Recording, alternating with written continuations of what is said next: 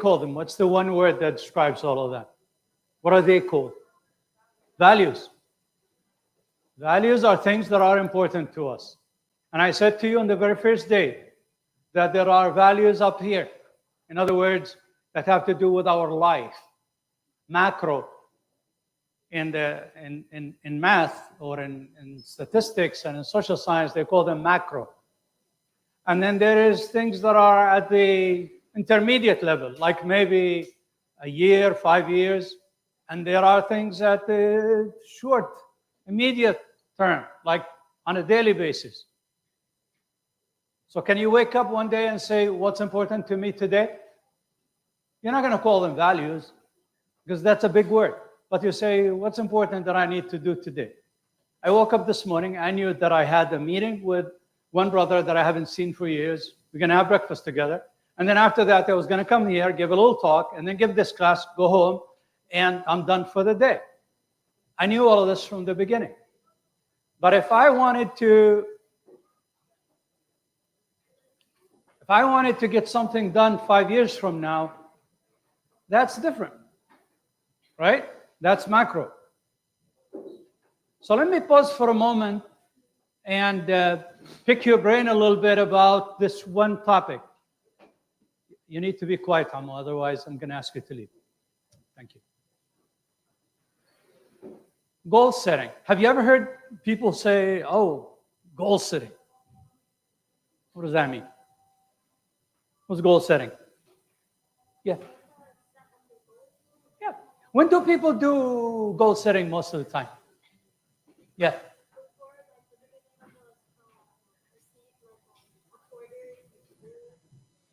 Yeah, when there is like a marker, either New Year, either a birthday. Like on New Year's Day, what do people do? What do they call what people do on New Year's Day? When they start going to the gym and all of that, what is that called? New Year's resolution. And another word for it is goal setting. Okay, people who are in business, they talk about that all the time. Oh, goal setting, I want to set goals. What is the purpose of setting goals? Let's come up with an example. Give me an example of a goal that you set that is midterm or long term. Don't give me something that you want to do next week. A goal is like long term. Give me an example. Yeah, in the back. 1 second. Yeah. Lose weight. Okay, you don't look like you need to lose weight, Ammo, but that's fine. Yeah, go ahead. That's a good example, though. To memorize a juzu of the Quran. Okay, that's a monthly goal. Yeah, but what if you said, I want to memorize the entire Quran in 3 years? That's a bigger goal, but that's a goal, right? Go ahead, Ammo.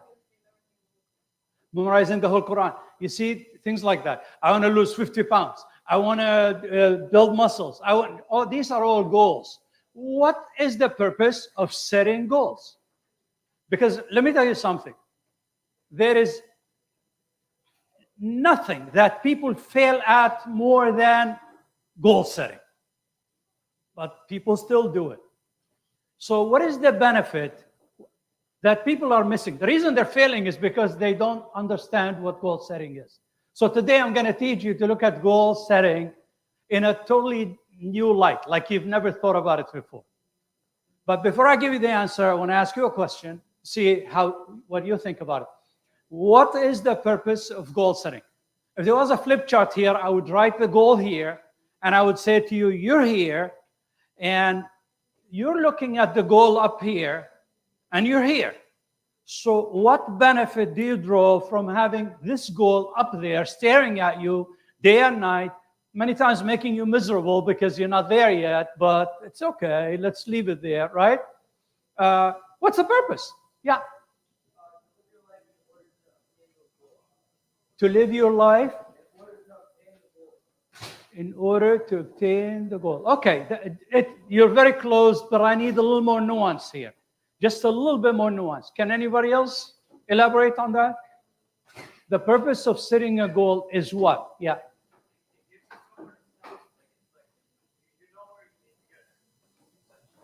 Yeah. Okay, go ahead. Doctor. It gives you focus, yeah, but focus on what? Yeah. Okay. Okay. All these answers are correct, but here is what you need to yes. Yeah. Yeah. Yeah. Let me phrase it for you in a way that you will never forget it. It's all of what you said, but here's the best way to think about it. Goal setting is not for the future, it's for now. Goal setting is not about the future. It's about now. It's about what you need to be doing now so you can get to where you need to get. You understand the value of goal setting? Because, listen, does anybody really have any control over what happens even the next second, not the next minute? Do we have any control over that? I mean, maybe the next 15 minutes or so, but if I drive my car and go out on the road, can I really 100% control what happens? No one can control that. So how dare are we to say 5 years from now, I'm going to be wealthy, I'm going to be good looking, going to lose weight, going to be married, maybe have 3 kids already. And, a whole bunch of stuff. Whoa, wait a minute. Are you still in college? You haven't even graduated yet. So what is the benefit of having these lofty goals? Am I saying don't set goals? No. What I'm saying is the reason you set goals is so you can wake up in the morning and say to yourself, what do I need to do today so I'm a little bit closer to my goal? And then, like you said, to break it into chunks that you can accomplish a little bit at a time so that when that time comes, hopefully you'll be there. You understand now what goal setting is for? I conduct strategic planning meetings. You know what that means? It means I sit with heads of organizations, companies and organizations like MAS and Islamic Relief and people like that. I've been doing that for years. And it's called strategic planning meeting. And I say to them, okay, so what do you want to do? It turns out most people think that strategic planning is about coming up with plans. And it's not. It's about deciding what future strategic important goals you want to have for your organization. The details of how you get there and what you do now comes later. You understand? So anyway, I just wanted to make sure that you guys understand that part of the puzzle so that we can go to the next part, which is very, very important. We covered values, didn't we? And we said the important thing about values is your beliefs attached to the values. It's not enough to have a value. Let me test you on this one. What if your value is wealth? And I say to you, what does that mean? I need a few of you to share with me what does wealth mean to them. Assuming that I'm assigning it to you. I'm saying to you, you better be wealthy. Sayyidina Uthman was wealthy, Abdurrahman ibn Auf was wealthy, Abu Bakr was wealthy, Zubair ibn Auf, they were all millionaires. It was estimated that the wealth of Abdurrahman ibn Auf when he died is the equivalent of $800 million of today's money. Think about it. Zubair ibn Awwam was a multi-millionaire. Okay, so somebody says, I want to be wealthy like that. Okay. What does wealth mean to you? It's a simple question. Yeah. Financial freedom. Okay, give me more detail. Yeah. Oh, happiness. No, that's a byproduct of wealth. Hopefully you don't drive yourself crazy and miserable. So let's say that you want to be wealthy, and I say to you, what does that mean? Give me an explanation, a simple explanation. What does it mean? Yeah. I'm sorry? I can do whatever I want with money. The freedom to buy and sell and to change my car and all of that. Yeah. What else? That's what I'm asking for. Wealth means you have money. Okay? Now, suppose you have a lot of money in the bank. Okay? But what if one day something happens and you lose that money? Where's your wealth? It just evaporated. So what could be another meaning for wealth? No, but that's it. Rich, you have money, right? No. What about, I'm going to make it simpler for you. What about that you have something that produces money? See, like a business. This is called passive income. Passive income, earned income is to wake up every day and go to work. And at the end of the week or the month, you get a paycheck. And some people get a big fat check and they consider themselves wealthy. But who's wealthier? Somebody who has to go to work every day, or somebody who has a business or an enterprise that produces money for them regardless of what they do. You understand the difference? So now here is two belief systems about the same thing. Which one is better? Which one would you rather have? Would you rather believe that wealth is having a lot of money, or would you rather believe that wealth means money shows up regardless of what I do? Which one is better? It's a simple question. Come on, guys, it's not a gimmick. This is a simple question. What if you can't wake up in the morning? Something happens, you get sick. Go ahead, sister. Go ahead, I'm listening. Passive income, come on. Passive income. What's better than having a business producing income and a job producing income? Better than both of them. There's one other way. What do you think? This is not a class about building financial freedom. I'm just trying to explain to you that your belief system matters. It's not just that you know what's important. It's more important that you know what it means for that to be important. All right, I'm going to make it simple for you. How about if you are simply an investor? You don't own any business or you don't have any employees, you don't have nothing. But you got money working for you out there and producing more money for you. It's invested. So now your money is making money and you're just sitting back and collecting money from your money. So I just gave you 4 different ways to make money. One way is being an employee, getting a paycheck. Another way is being self-employed, where you have your own business, but you have to run it. You got to show up every day. It's called self-employed. And another way is having a business that makes you money, whether you show up or not. And another way is to have money making you money. 4 different ways. Each one of them is attached to the same word, wealth. But everyone is different. So all I'm asking you to do is, if something is important in your life, teach yourself to say to yourself, what does that mean to me? We just spoke about Muhammad sallallahu alaihi wasallam, sallu ala Rasulullah. And I chose to focus on an angle that most people don't think about. People think sallallahu alaihi wasallam, he was always fighting. But he was a warrior. It was nothing but fighting. I sat down and I really wanted to add the number of days in his entire life, sallallahu alaihi wasallam, that he actually was in a fight, in a battle. You can count them on your hand. What about the other 62 years and a whole bunch of months left? What do we know about those? That's his social life that few people cover. So let's challenge our belief system.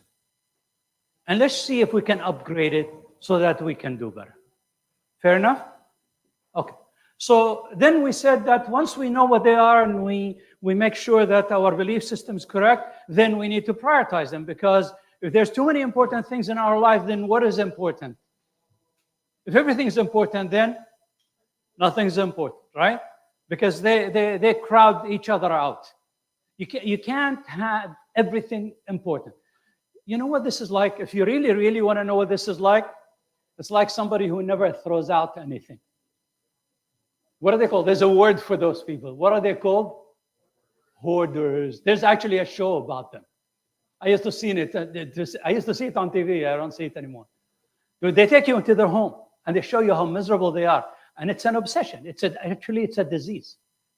It's a compulsive disorder. And anyway, so if you're like that, if everything is important, To those people, the problem they have is that they think everything has value.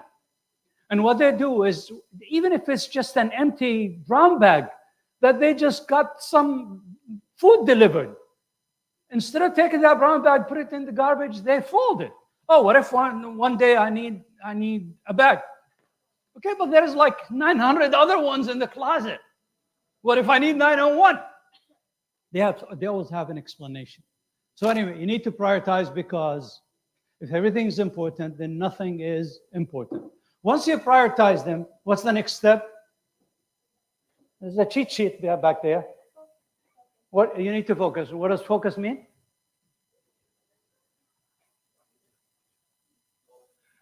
Do you focus on all of them? Go ahead. Yes, but before that, what does focus mean? Let's say that you have 5 important things, 5 major values that you need to work on this month. Okay? Focus means what? You got all 5 of them and you just look at them all day? Yeah. You focus on what? On number 1. Because until number 1 is done, number 2 is what? A distraction. Never forget that. Until number 1 is done, short term, especially short term, on a daily basis. Until number 1 is done, number 2 is a distraction. So focus means you take number 1 and you stay with it. You stay with it. You stay with it. Everything else is a distraction until it's done or nearly done. So then what? Focusing on something means, what do you do about it? You learn more about it. You cannot say, I'm focused on my health. Then I say to you, okay, so how's your blood sugar? And you say, what does that have to do with anything? I'm like, has everything to do with it.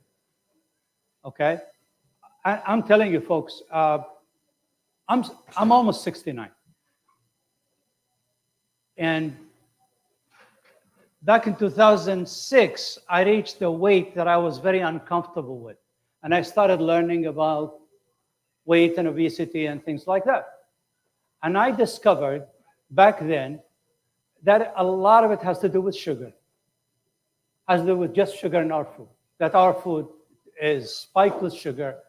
Everywhere, anything you touch and eat has sugar in it. So I started pushing away sugar. And I learned more and more about it. So because it became a focus, I had to learn about it. I'm not a physician. I'm not a biologist. I had to learn about it. You cannot say, I'm focused on this and not know anything about it. If you're focused on something, let's say you want to play basketball, I would expect that you would know every player that ever played, all the way back to John Wooden was his name, the one who coached Kareem Abdul-Jabbar. You probably never heard of him. Probably never heard of Kareem Abdul-Jabbar. But that's how far you have to go. Okay? And you have to learn how he even paid attention to how they lace their sneakers, their shoes. Because if they didn't lace them correctly, if they didn't fight correctly, Put the camera, please. sure. If they did not do it right, then what would happen? They would have blisters. Then they would be injured. Then and on and on and on. That is what I'm talking about. When you focus on something, you learn everything about it. If you really, really want to do good in that area, it has to reach almost the point of obsession. You have to know details that others don't know. Let me share a little something with you. I'm working on a dissertation. Okay, my dissertation is about 250 pages of very detailed information. Has like 44 tables, statistic analysis tables, and on and on and on. So I was talking to one of my coaches, and I said to him, I don't know how my committee meeting is going to go, because I'm supposed to meet with 4 professors. Most of them are my kids' age, but neither here nor there. And they're going to be interviewing me about what I'm presenting. That's how I'm going to get the check on my PhD. You know what he said to me? He said to me, there's something you don't realize. I said, what is it? He said, you are the expert in the room. You know more about that topic than anybody else on the face of the planet. Because you've done it for the past 10 years, you have your data, and you have the evidence. He said, No one knows it better than you do. Don't forget that. And it dawned on me. And that's what I'm saying to you is if you want to be really, really good at something, make sure no one knows about it more than you do. End of the story. And that comes from focus and from your thinking and thought process. In other words, gain knowledge, acquire knowledge about what it is you want to do that nobody else knows better than you. If you want to be a mechanic, you better know every car out there. You want to know who makes them. You want to know their horsepower. You want to know everything. So that if you and I have a conversation and I barely mention the car, you would say, oh, I know that car. And you would tell me about it more than I know. You understand? That's what we're talking about when we talk about focus. So once you focus, you start thinking. And you think and you think and you think. And at one point, your brain will be like ready to explode. What is the number one benefit you gain from all of that? A degree? You get to show off. You get to demonstrate your knowledge, get on YouTube and start yakking your mouth and saying, look how much I know. What is the one benefit you gain from knowing so much about one particular thing? Think about, yeah, go ahead. Yeah, before that, right before that. What happens? We're still on the inside. Oh, we haven't left outside. We're still on the inside. We're still in the blue zone. Yeah, Ukhti. What's another word? I'm looking for another word. Starts with C. Confidence. Confidence. That's what I was saying upstairs. I was saying you need to go to Toastmasters. I don't care if you are a hermit. I don't care if you're somebody who goes into his room, locks the door, and never want to come out. I don't care if you hate people. I don't care. And there are people like that, big numbers of people that don't want to see anybody. My message to you, if you want to succeed, you better get over that. Deal with it. Whether you hire a coach, whether you take courses, whether you talk to somebody, get counseling, get therapy, I don't care what you need, get over it. What's the reason? Because when you deal with it, your confidence goes through the roof. Confidence is that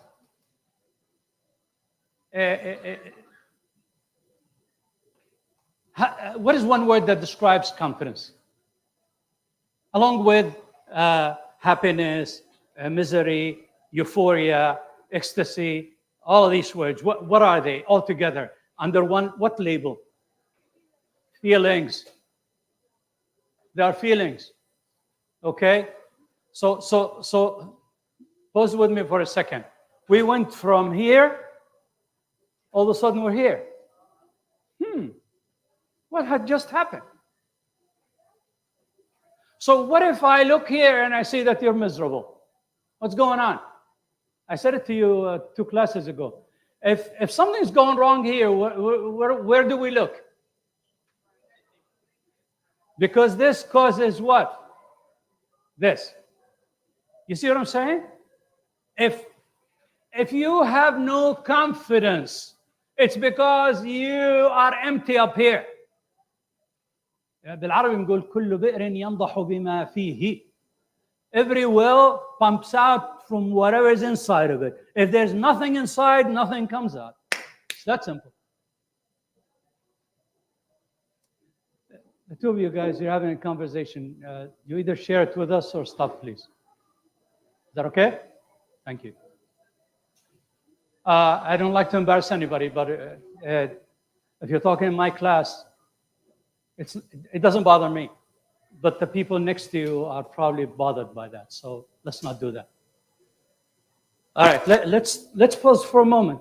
I want you to see this. We're making a critical transition now. This is an area where a lot of people fail. They fail to reach that last step before we get into the red zone. You are not going to go into the red zone, which is the action zone, until you get over this hurdle which is the last step in the red zone, which is what? Confidence. The reason most people don't accomplish anything is not because they don't know how. It's okay. It's not because they don't know how. Stay with me. The reason people have nothing to show in the red zone, have nothing to show for their day, their week, their month, even sometimes their whole life, is not because they don't know. Wallahi, some of the least productive people that I know are really, really smart. And wallahi al-azim, and Allah be my witness, I know people who became multi-millionaires who don't know how to read and write. Not telling anybody to quit school now. It's not my message. But I'm telling you that this person that used to come to me and would buy a $500,000 house, he couldn't write a deposit check. Wallahi, he would give me his checkbook and he would say, Brother Muhammad, write the check. And I would write the check and then he would scribble his name and the check is good. My son knows somebody like that. He swore to me, this kid used to work for my son in a car wash in New York. He told me the other day that his net worth is upward of $30 million. And he built it all within the last 4 or 5 years. And the kid is not educated at all. What's the message I'm trying to tell you? Am I telling you quit school and go get rich quick? No, that's not my message. My message is there is a certain quality that you have to have before you take action. And that quality is confidence. You have to be sure of yourself. And if an obstacle shows up, like this brother who doesn't know how to read and write, imagine yourself sitting in his place and you're looking at a building for $2-3 million and you need to look at spreadsheets and numbers and things like that. Imagine if he said, oh, I don't understand spreadsheets. I don't even know what Excel is. And I don't know what return on investment is, and let alone internal rate of return, and all these complicated terms that smart people know, but they have nothing to show for it. There are people that know IRR, and they know ROI, and they know wealth, and they know all of these things, but then you look at their achievements, and they're broke. And then you look at somebody who, wallahi, doesn't know how to read and write. Ya Jama'ah, can you imagine in this day and age, somebody comes from a village in Palestine and has never been to school or been in school, but not enough to know how to read and write? And not one person. I know more than one, but there was one in particular. So what does he have that most other people, even educated ones, don't have? What does he have that made him go into the red zone? One word. What is it? Don't ever forget that. Confidence, is it a knowledge thing or a feeling thing? Oh, so what do? You stand in front of the mirror and you go, I have confidence. Is this how you do it? It comes from knowledge. Knowledge has to breed confidence. It could also make you arrogant. It could also make you It may make people hate you if you go around flaunting your knowledge and showing off your knowledge. That's not what you need. What you need is the confidence to move forward. الثقة بالنفس أهم عامل من عوامل النجاح. It doesn't guarantee results, but it guarantees one step forward. And the most important step, which is for you to step outside of yourself into the real world. In other words, take action. Without taking action, notice I didn't say succeed, yet there is no success. We're still talking about just simply doing something. You understand where we are here? So the opposite could happen. We said that knowledge leads to what? Confidence. You become sure of yourself, right? But could another feeling play a trick on you, do the opposite, make you think you don't know anything? What would you replace confidence with? Insecurity. What's another word? Doubt.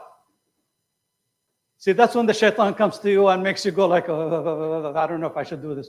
I don't know if I should sign this check. I don't know if I should make this deposit. Yeah. Yeah.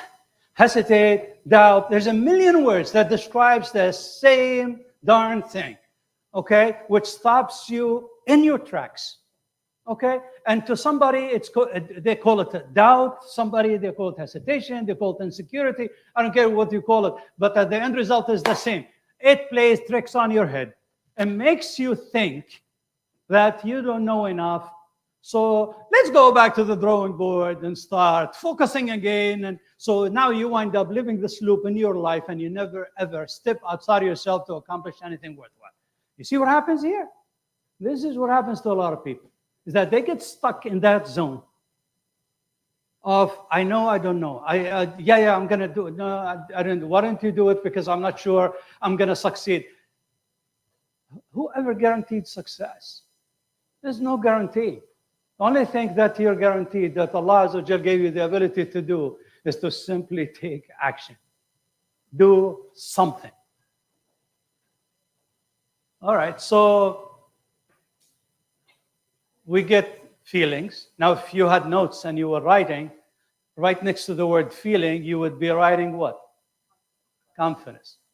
And then you would put an equal sign and put a cross. In other words, the opposite, and next to it, what would you write? All of those words that we said. Not doubt, not insecurity, none of those things. Once you get this into your head, now you got one or two things to do. If you have enough confidence, and you know that by taking action, listen to what I'm going to say, there's a chance you would succeed. And that chance is good enough, because there's never 100%. But there's a 60% chance, 70% chance, 80% chance. You do your due diligence, you do your calculations, and it looks like things will work out, inshallah. You take action.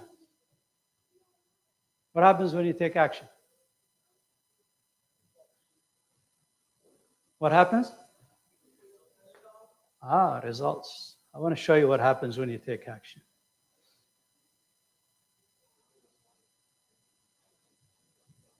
This is my favorite slide.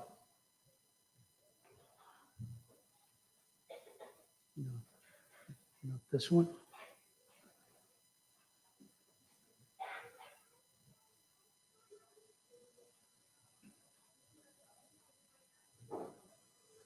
Actually, this is supposed to be animated. I don't know why the animation is not working. But what winds up happening here, you see the arrows?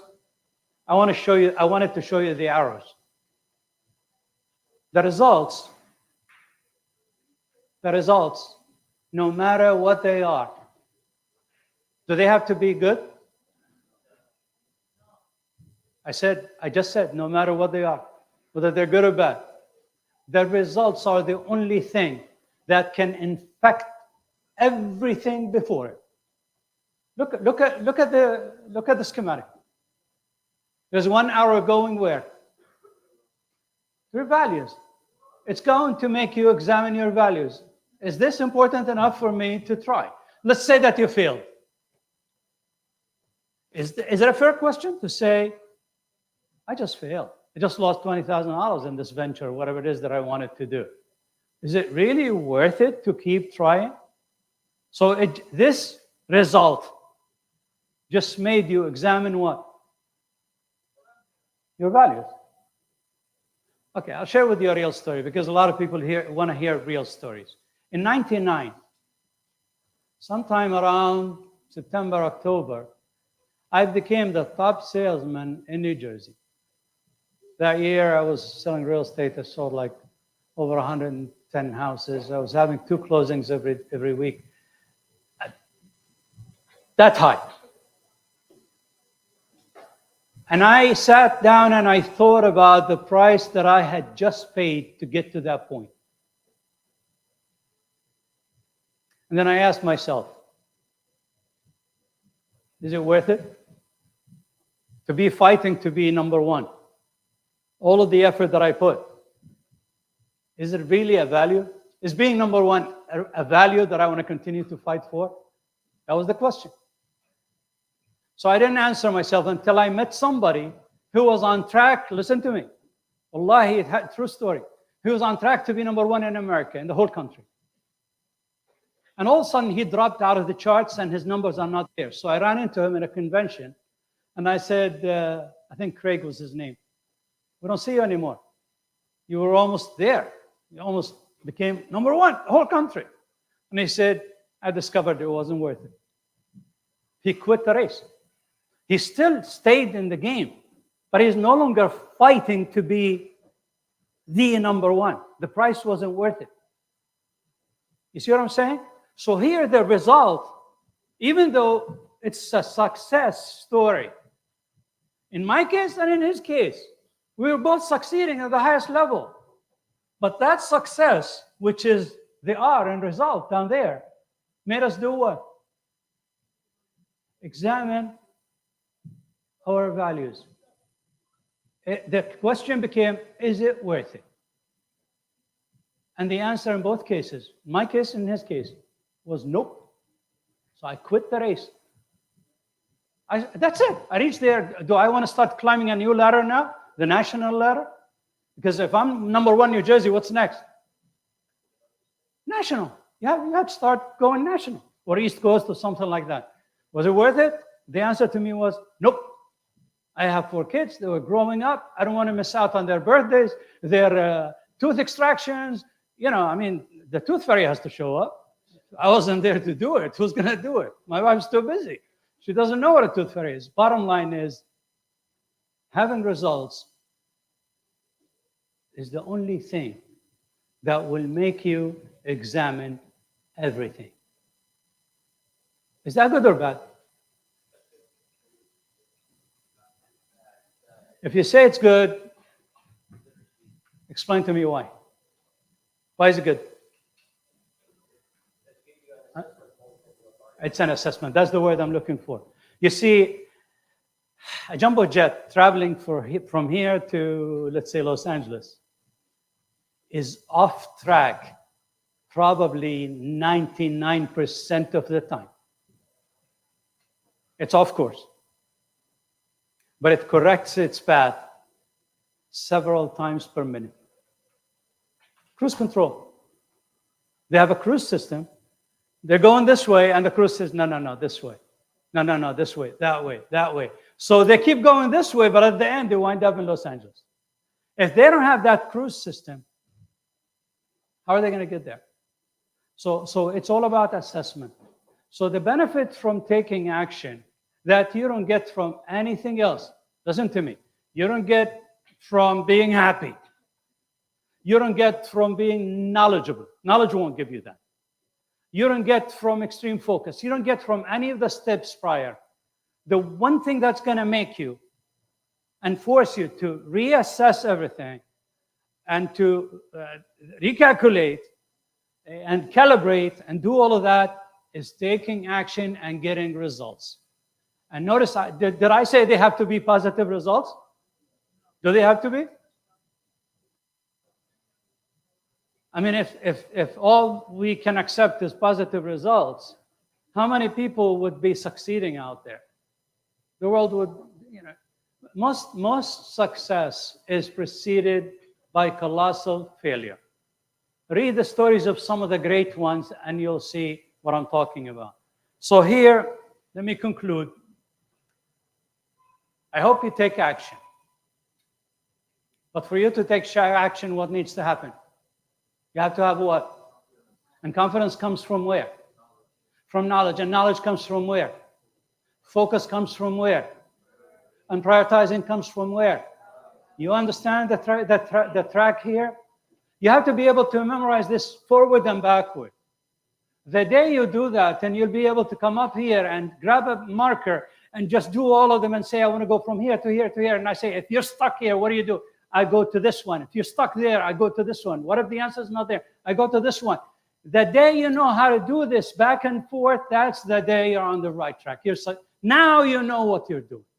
Now you have what's called an analytical framework that can help you examine your life, how you're doing, where you are clogged.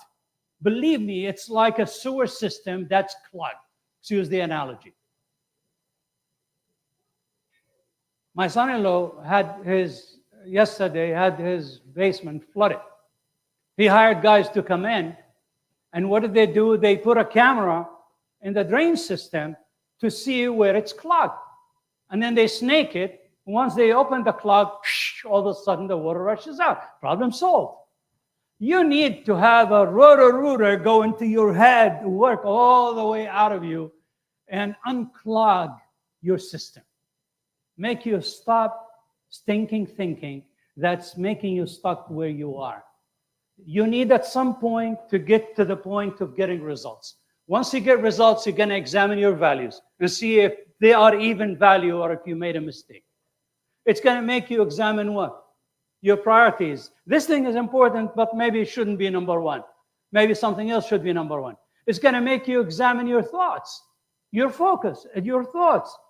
Do I have enough knowledge about this, or do I need to acquire more? Do I need another course? Do I need to go to training better? What do I need to do to hopefully have better results? And then at some point you'll say, am I confident enough to try again? And then you'll try again. And what's going to happen this time? Oh, you're going to get results.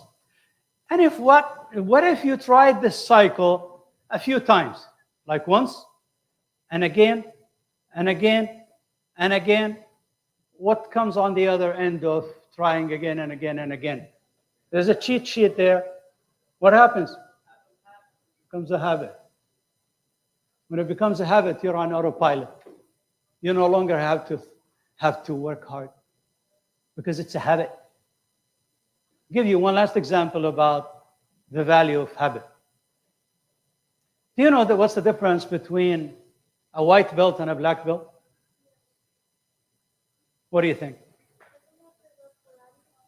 Yeah, it's martial arts. Let's say that there is two belts.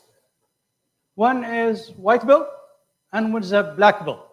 And both of them, each one of them is in it, in the training. What is the main difference between one and the other? Yeah. Okay. What is it? One is more experienced. All right, let me give you the answer because we're running out of time. Essentially, at one point, a white belt and a black belt know exactly the same moves. They all know how to stand, how to balance themselves, how to punch, how to block. They know all of these things, except one of them has been doing it for 10 years, has done it hundreds, maybe thousands of times. And the other one is still wobbly. It's the same move, but one of them will go like this and put a hole through the wall. The other one will go like this and it's like, ouch. It's the same move. So you see, how do we get from one to the other? It's repetition. You go to training and they make you do 100 times. They make you do one block after the other. They push you back.